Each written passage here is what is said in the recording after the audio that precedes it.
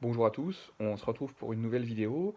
On va aujourd'hui parler du bas-relief de l'Annonciation, hein, un monument assez discret mais assez intéressant de la ville. Alors il se trouve intégré dans le pignon d'une maison, rue du Docteur Thomas. Lorsque vous remontez vers le centre-ville, hein, depuis le rond-point de l'hôpital, eh bien vous avez à main gauche la chapelle de l'hôpital, et ensuite la basilique, et la rue qui est en face de la rue qui les sépare, côté droit, eh bien on va retrouver sur cette maison le bas-relief. Petit mot rapide sur la maison, parce que c'est intéressant de situer le contexte, hein. On sait qu'à cet endroit-là, en 1526, eh bien, François Michard, le maître d'œuvre de la construction, le maître d'ouvrage, devrais-je dire, de la construction de Notre-Dame de Paradis, achète un terrain à cet endroit-là, qui après la Ligue, eh bien, deviendra l'hôpital, après la destruction de l'hôpital Saint-Georges, pardon, accueillera des malades. On suit à peu près son histoire, hein, au XVIIe siècle. En 1853, la maison est victime d'un incendie extrêmement important, où on nous dit qu'elle est détruite totalement. Un incendie qui va faire deux victimes. On a en 1857 un projet à cet emplacement-là de halle au blé, mais qui ne sera pas suivi des faits. On sait on a un chantier, hein, puisque en 1859 il est mentionné, qu'en 1862 sur le cadastre on fait apparaître une construction nouvelle. Hein, donc on a déjà cette maison qui existe.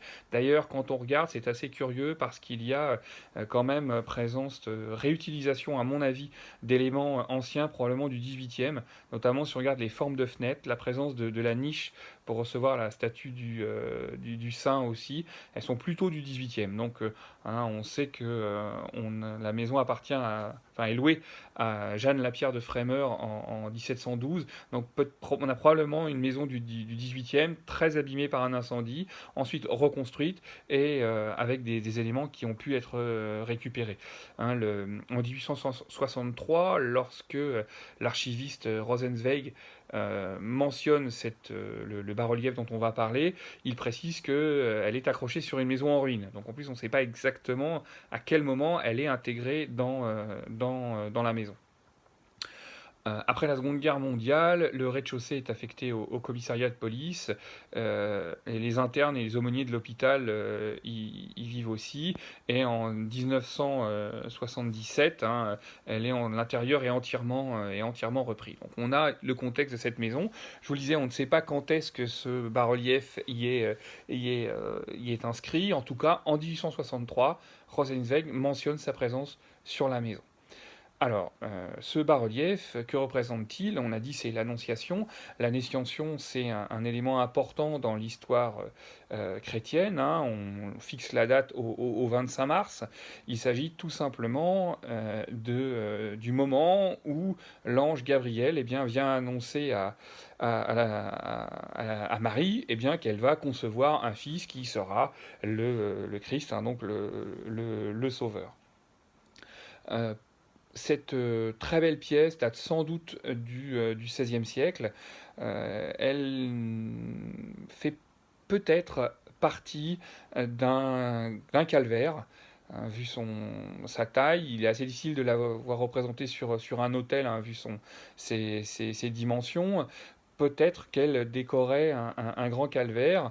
Il faut savoir qu'autour de la basilique Notre-Dame de Paradis, vous aviez le cimetière qui était présent, et qu'il est d'usage dans le cimetière d'avoir un calvaire qui fait office de croix pour tous les gens qui sont sépulturés ici, puisqu'on n'a pas forcément de croix individuelle, notamment dans les premiers temps.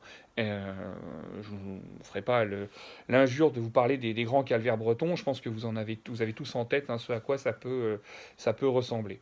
Hein, d'autant plus que si on regarde la composition de cette pièce, hein, on voit que notamment l'ange a été légèrement surélevé, que les pierres sont intégrées de façon curieuse, donc peut-être que la disposition n'était pas forcément la disposition linéaire que l'on a aujourd'hui. Donc qu'est-ce qu'on voit sur cette représentation. Alors, elle est tout à fait traditionnelle de celle des annonciations que l'on peut trouver. Hein. Vous avez sur le côté gauche l'ange Gabriel, hein, qui est présenté à genoux, donc qui est avec les ailes. Il est aussi souvent à genoux, mais il peut aussi on peut avoir aussi l'impression qu'il est en train de se poser, hein, qu'il vient d'atterrir. On a énormément de représentations à l'époque où on le voit flottant dans le ciel, hein, qui effectivement montre son statut de personnage angélique. Il tient dans la main un sceptre, un marque d'autorité. De l'autre côté, sur la droite, vous aviez la Vierge qui est devant un lutrin où est posé un livre, un très très beau lutrin. Alors il est très abîmé, mais on devine quand même très très beaux ornements gothiques, hein, dans la structure de ce meuble. Hein. Et la Vierge est à genoux et elle se retourne vers l'ange avec la main levée, qui est le signe traditionnel dans l'iconographie de l'acceptation. Hein. L'ange est en train de lui annoncer et elle répond par l'affirmative. Hein, la phrase habituelle, hein, c'est Je vous salue, Marie pleine de grâce, voilà, et elle répond Fiat voluntas tuas, hein, eh bien que votre volonté soit faite, hein, faite comme il en est. On retrouve entre l'ange Gabriel et la Vierge la traditionnelle représentation du vase, avec à l'intérieur les trois fleurs de lys, avec, autour desquelles viennent s'entourer un phylactère. Un phylactère, c'est une bande sur laquelle est inscrit un texte. Et là, on a effectivement, hein, le texte qui est mis, hein, la question l'annonce que fait l'ange. Traditionnellement, les lys qui sont placés dans le vase représentent la pureté et ils sont au nombre de 3 car on va dire on dit traditionnellement, eh bien, que la Vierge a été pure avant, pendant et après. Donc on a ces 3 étapes qui sont représentées ici. Donc, c'est une. Alors, elle est aujourd'hui, hein, cette pièce est aujourd'hui sans couleur, mais il y a fort à parier qu'elle pouvait être à l'origine polychrome, hein, qui devait effectivement redonner encore plus de lisibilité à cette scène. Il y a de fortes chances que la Vierge ait été vêtue d'une robe rouge et portait sur les épaules un manteau bleu. La robe rouge, c'est parce qu'elle évoque déjà le sang, hein, elle est juste enceinte, et elle porte en elle, eh bien, son fils qui va se sacrifier, et le manteau bleu représente la dimension céleste de sa personne. Voilà pour cette présentation de ce bas-relief de l'Annonciation, hein, que l'on peut voir au pignon de la maison de l'hôpital, comme on l'appelait.